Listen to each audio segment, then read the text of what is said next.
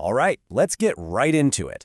Today, we're talking about an investment philosophy that's so powerful, some people call it the $100 million lecture. It's a really simple but kind of profound strategy that's all about turning what you know into actual, real wealth. But we gotta start with a pretty tough pill to swallow. A quote pulled right from the source material. What you hear does not mean you will be rich. This gets right to the heart of the problem, doesn't it? There's this huge, massive gap between hearing some great advice and, actually seeing your bank account grow.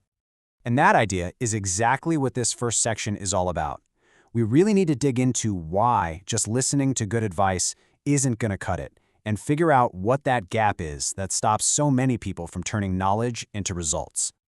So let me ask you this. Does this sound familiar? You've probably heard a ton of financial advice. I mean, you've read the books, you've watched the videos, but nothing's really changed, right? The needle hasn't moved. Well, this whole philosophy is designed to tackle that exact feeling of frustration.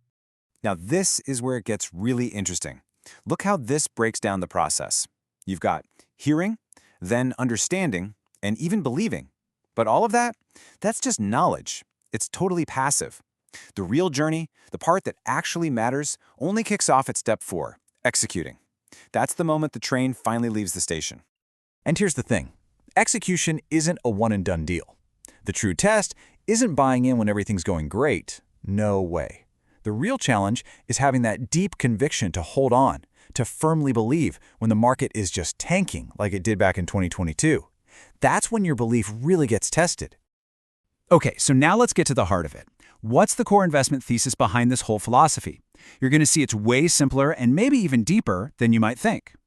So the strategy is all about an investment like the NASDAQ index fund, but look at how it's defined here. This isn't just about buying some stocks. It's a belief system. It's a long-term bet on technology, on the American economy, and really on the idea that humanity is always going to be pushing forward.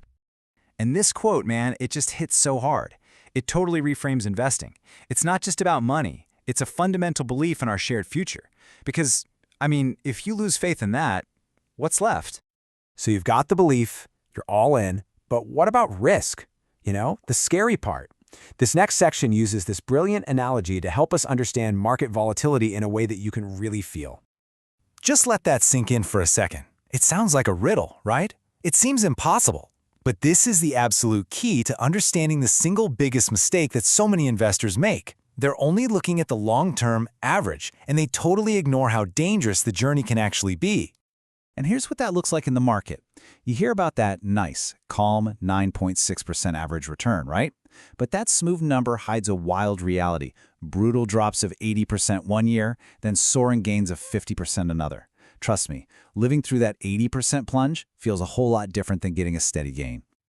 So, what's the takeaway? It's simple. It's not the average depth of the water that's the problem. It's the unexpected 10-foot holes that you didn't see coming.